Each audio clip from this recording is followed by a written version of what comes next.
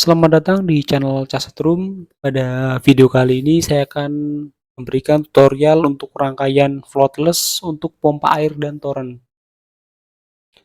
Ya, jadi untuk pengisian air pada sebuah toren atau mungkin tangki air itu biasanya menggunakan pompa air ya atau pompa Greenfos. Nah, tentunya untuk menyalakan pompanya itu ada beberapa cara yang dimulai dari menggunakan saklar atau push button ya dimana itu dinyalakan secara manual.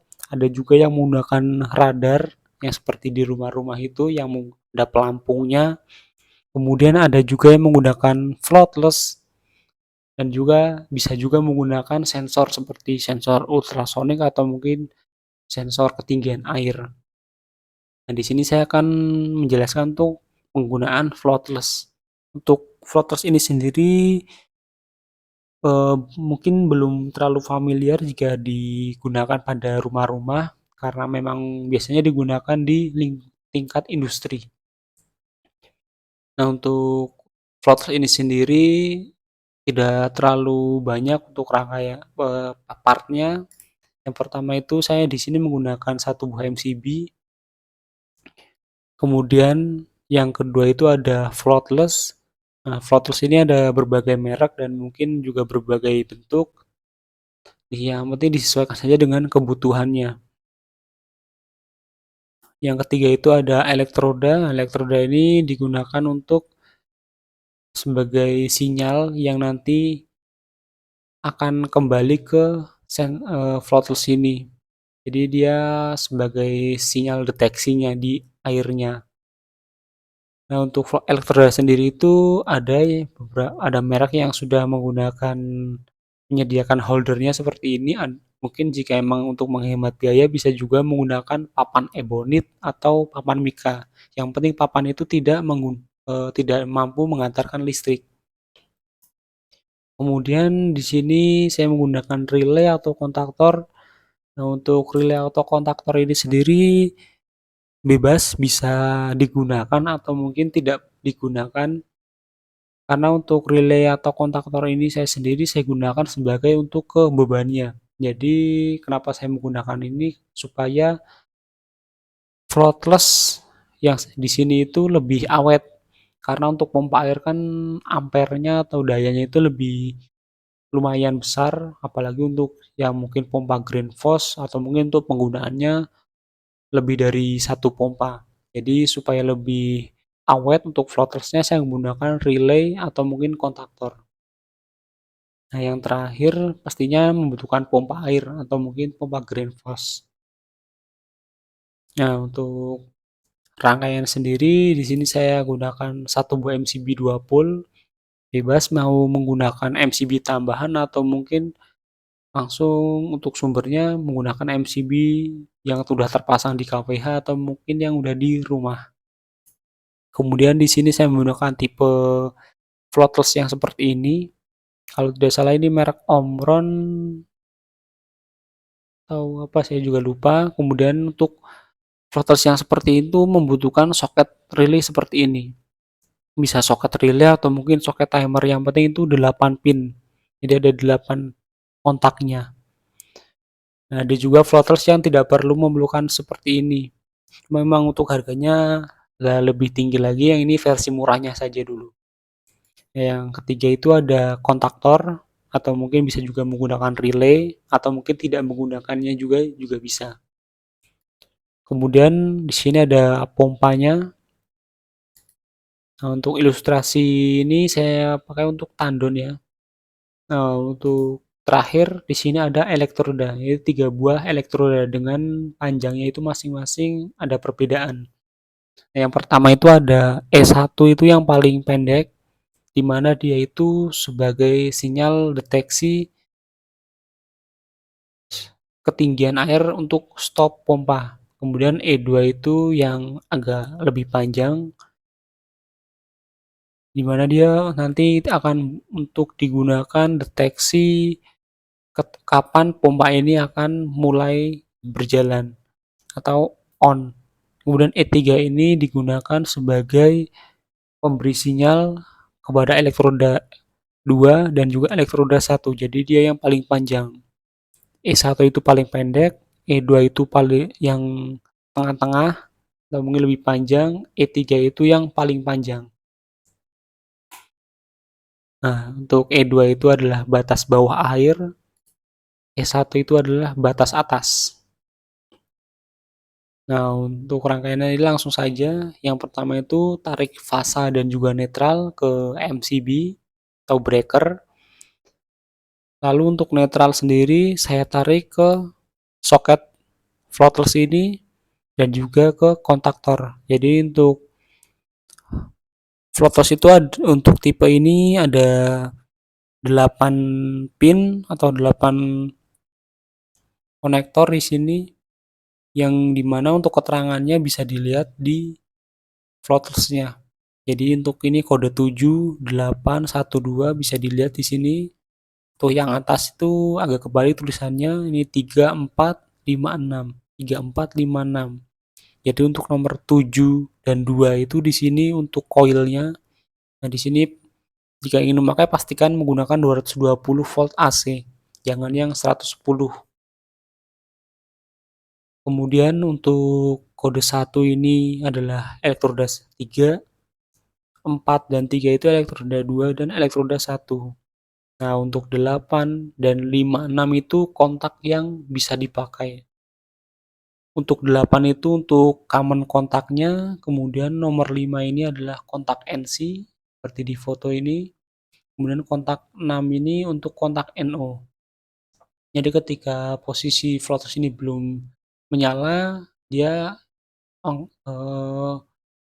kontak 8 ini akan terhubung dengan kontak 5, dan untuk saat floaters ini menyala atau on, kontak 8 ini akan terhubung dengan kontak nomor 6. Nah, di sini untuk netral saya hubungkan dengan koil nomor 2. Kemudian di sini juga untuk kontaktor saya pakai kontak A2. Kemudian untuk fasanya yang pertama itu saya ambil untuk koil nomor 7. Nah, jadi tidak saya tambahkan saklar di sini, langsung ketika MCB on dia rangkaian sudah tersuplai voltase. Jadi sudah full otomatis.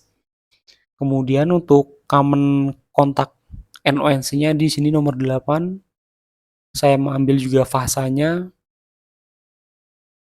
Nah, untuk floaters ini saya pakai kontak NO nomor 6. Jadi ketika floaters on, dia baru akan menyalurkan fasa dari kontak 8 melalui kontak 6, baru saya hubungkan ke kontak A1. Jadi ketika floaters ini on, maka dia akan mengaktifkan kontaktor. Kemudian untuk elektrodanya, di sini E3 itu dihubungkan sesuai wiring diagram di sini, kontak nomor 1. Kemudian E2 ini dihubungkan ke kontak nomor 4 di sini. Kemudian E1 itu dihubungkan dengan kontak nomor 3. Nah, untuk rangkaian kontrolnya itu sudah selesai seperti ini. Jadi ketika sudah rangkaian seperti ini itu sudah bisa berjalan secara otomatis rangkaiannya. Tinggal untuk dayanya, di mana untuk daya ini diambil untuk menyalakan pompanya. Nah, untuk fasa dan netral saya masukkan ke kontak utama di kontaktor ini. Nah, kontak utama kontaktor itu sistemnya NO. Jadi ketika kontaktor itu off atau mati, dia tidak terhubung dengan yang di bawah ini. Namun saat kontaktor on, maka kontak utama ini akan terhubung yang atas dengan yang bawah. Nah, dari sini saya ambil fasa dan netral. Untuk outputnya, fasa dan netral saya hubungkan ke pompa air. Saya ini buat garis putus-putus ya untuk pembeda antara rangkaian output kontaktor dan juga inputnya. Untuk rangkaiannya sendiri seperti ini ya sudah selesai. Ini saya jelaskan secara singkat.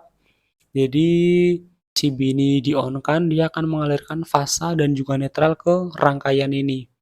Nah, floaters ini sudah otomatis tersuplai oleh fasa, dan juga netral. Jadi tinggal kapan on dan off-nya throttles ini itu dikendalikan oleh sinyal dari elektroda.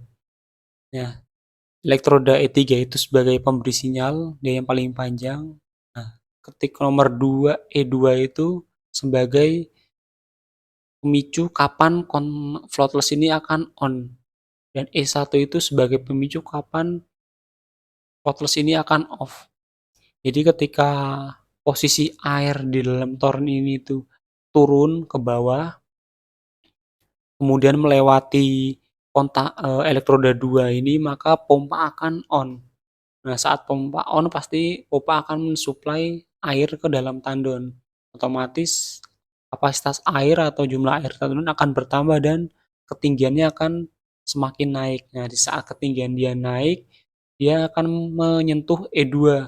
Nah, kemudian dia akan naik terus, belum akan berhenti. Nah, saat air itu mencapai batas atas atau menyentuh elektroda 1, dia baru akan berhenti. Pompa itu akan berhenti dikarenakan voltasenya itu mati.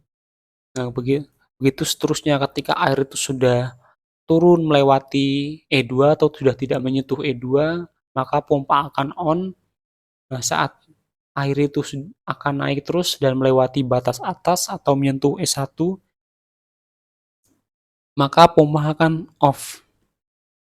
Jadi seperti itu secara singkatnya untuk rangkaian pengendali untuk pensuplai tandon yang menggunakan sistem floatless. Sebenarnya hampir sama saja menggunakan floatless atau mungkin pelampung atau radar.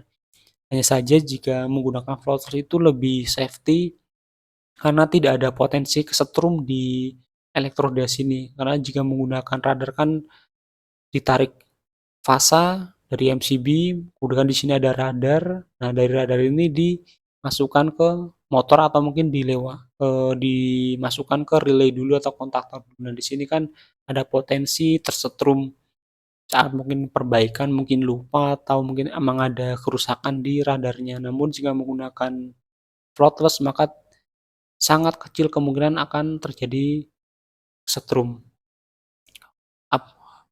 Mungkin jika memang setrum itu kalaupun rangkaian throttles ini part throttles ini ada kerusakan, namun selama ini saya juga belum pernah mengalaminya walaupun sudah beberapa kali membuat rangkaian ini, baik itu untuk rumah atau mungkin untuk industri.